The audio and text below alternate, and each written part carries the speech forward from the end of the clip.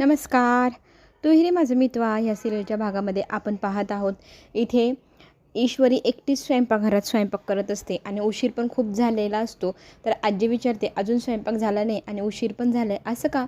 तर ईश्वरी सांगू लागते, मी आले आणि मग त्याच्यानंतर दिवाबत्ती केली. मग त्याच्यानंतर मी घरातलं सगळं काम आवरलं आणि आत्ता स्वयंपाकाला घेतलं आणि पटकीने स्वयंपाक पण करून टाकते. तर इथे नम्रता कुठे असा प्रश्न केल्यानंतर ईश्वरी सांगू लागते, आज मला वाटते ताईला बरं नाही आहे.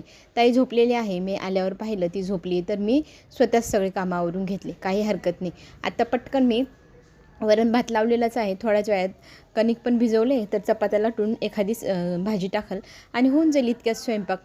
आपली नम्रता मात्र अजूनही रागामध्ये आहे आणि ती झोपलेली नाटक करत असते. तर तितक्यात वल्लवी तिच्याजवळ जाते आणि तिला म्हणू लागते, अजूनही तू मॅडमसारखी झोपलेली आहे, तुला कोणाची काळजीच नाही.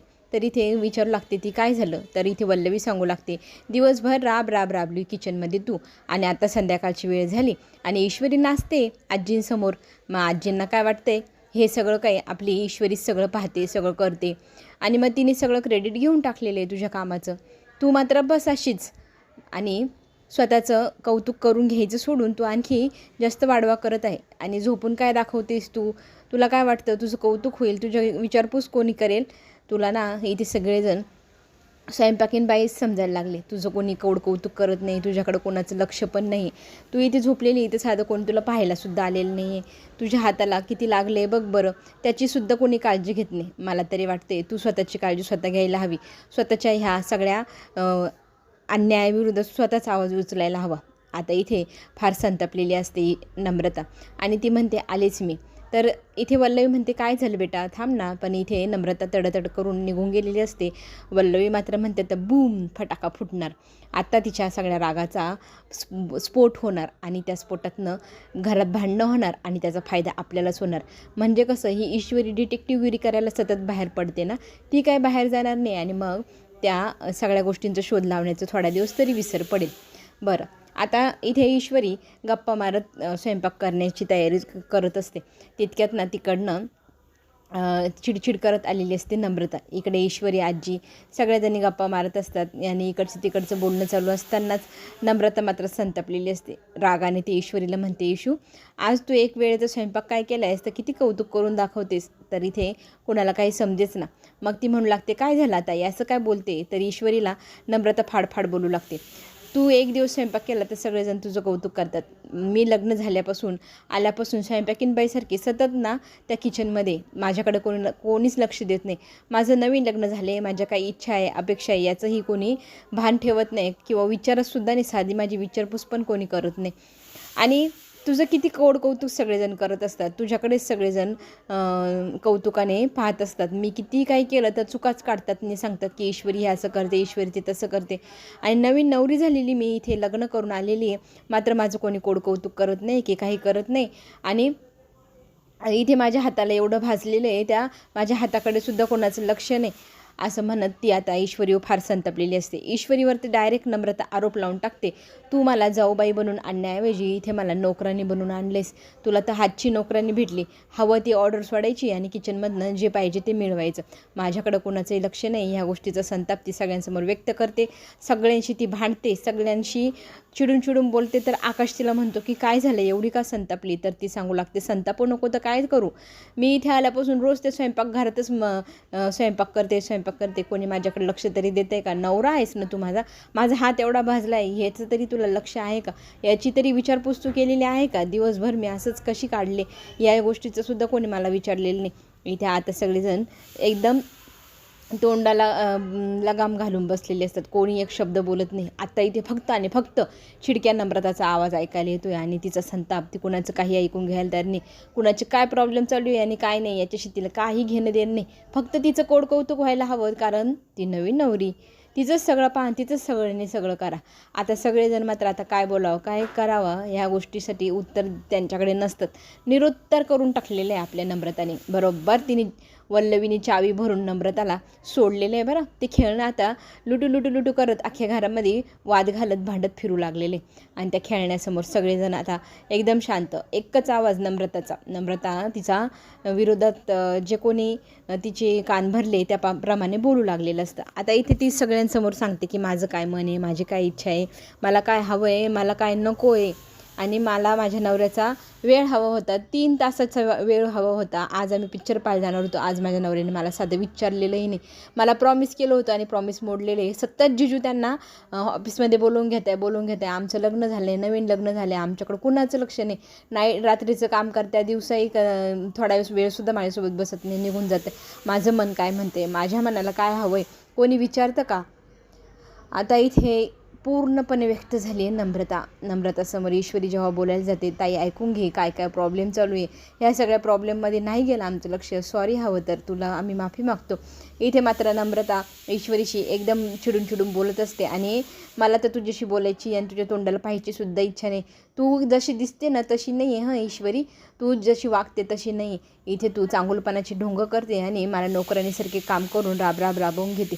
मला तर इच्छाच राहिली नाही तुझ्याशी बोलायचं असं म्हणून ती तोंड फिरवते. आता मात्र आजी उठते आणि ईश्वरी शांत झालेली असते. तर आता आजी इथे बोलू लागते की मला वाटतं नम्रता, तू नवीन नवरी आहे, तू एवढं बोलायला नको होतं, असंही मी म्हणणार नाही. खरंच तुझ्यावर आमच्याकडनं कळत नकळतपणे अन्याय झाला आहे. ह्या गोष्टीची आम्ही तुझ्यासमोर कबुली देतो आणि माफीही मागते मी स्वतः. आणि तू शांत हो, आम्ही तुला समजून घेण्यात कमी पडलो. पण एक अर्थाने तू एवढं व्यक्त केलं आणि तुझं मन हे चांगलंच केलं.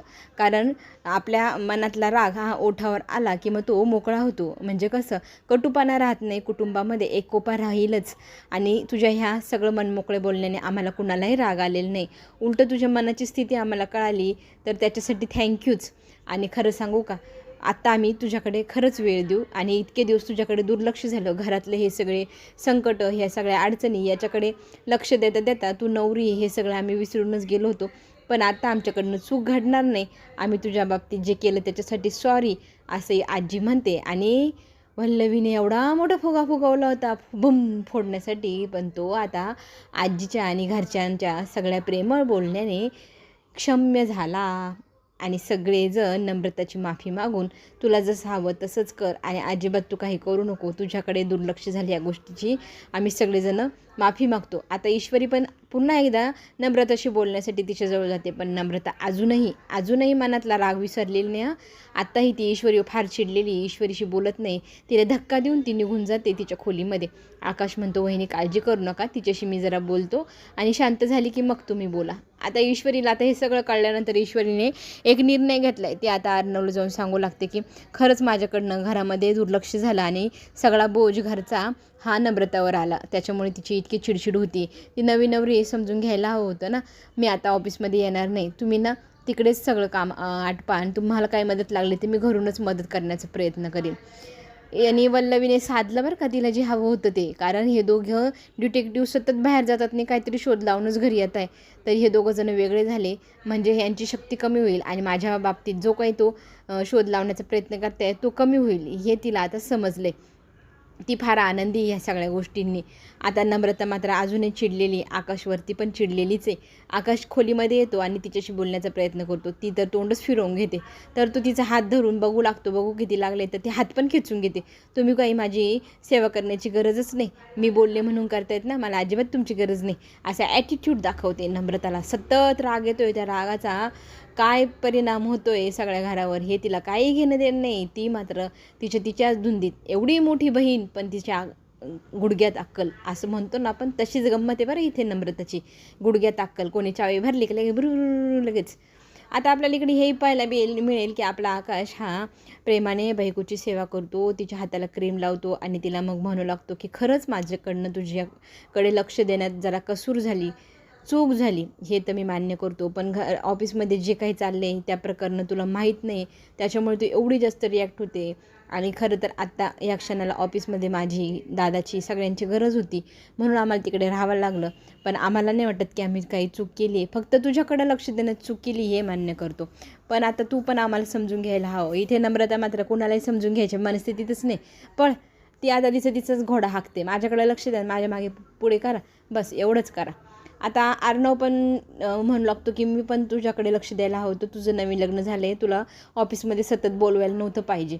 तर मी आता सॉरी म्हणू का इथे ईश्वरीला? तर इथे आकाश म्हणतो काय गरज आहे, पण आपला अर्णव जरा प्रेमळ स्वभावाचा, तो म्हणतो नाही, एकदा ना मनातली गोष्ट समोरच्याला सांगितलेली बरी असते. मी जाऊन नम्रताशी बोलतो, नम्रताला माझ्या वतीने तू सांगण्यापेक्षा मीच जाऊन सांगतो की सॉरी व माझ्याकडनं चूक झाली. बरं, आकाश म्हणतो ठीक आहे, पण मी पण आता तुझ्यासारखं ग्रेट नवरा होण्याचा प्रयत्न करेल, बायकोकडे लक्ष देईल आणि तिचा हा जो काही मनाचा जो स्फोट झाला आहे तो पूर्ण होणार नाही याची काळजी घेईल. आता इथे अर्णव आलेला असतो खोलीमध्ये. आता ती नम्रता त्याला पाहते आणि लगेच मोबाईल घेऊन इकडे तिकडे पाहते. ॲटिट्यूड राग आला आहे ना. बरं, आता इकडे मग अर्णव म्हणतो जातो मी बाहेर, तर आकाश त्याला थांबवतो, नको आता 2 शब्द बोलूनच जा.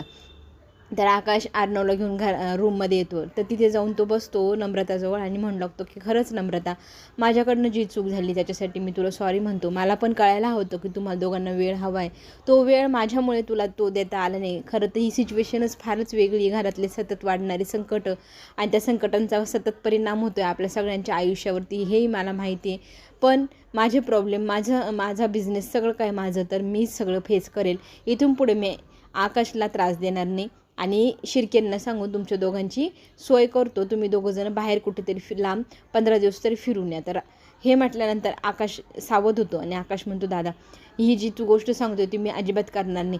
हवं तर वेळ द्यायचा ना बायकोला, तो एवढा वेळ मी देईल, पण बाहेर नको पाठवू. आता या क्षणाला आपल्याला सगळ्यांना ऑफिसची खूप जबाबदारी ती सांभाळायला हवी. तर इथे अर्णव म्हणतो मी आहे सांभाळायला सगळं, तू नको काळजी करू. नम्रताला वाटत असतं वा 15 दिवस फिरायला जायचं मज्जा, पण इथे आकाशांना नकार देतो. इथे पुन्हा एकदा नम्रताला राग येतो, हा किती मूर्ख माणूस आहे, जायला भेटते 15 दिवस फिरायला तर चल ना, लगेच नाही करून राहिला. नम्रता समजदारपणा दाखवायला अजिबात तयार नाही आहे. सगळेजण समजदारपणे तिला समजून घेणार. आता इथे ऑफिसची एक गडबड अर्णवच्या लक्षात आली आहे, ती म्हणजे आपले 60% जे शेअर्स आहेत ते विकलेले नाही आहेत, ते गहाण ठेवलेले. याचा अर्थ आपण पैशांची जर जी काही रक्कम आहे ती त्या देशमुख बाईला दिली तर ती पेपर जिने गहाण ठेवलेली आहे ते ती आपल्याला देऊन टाकेल, म्हणजे आपली कंपनी पुन्हा आपल्याला मिळणार.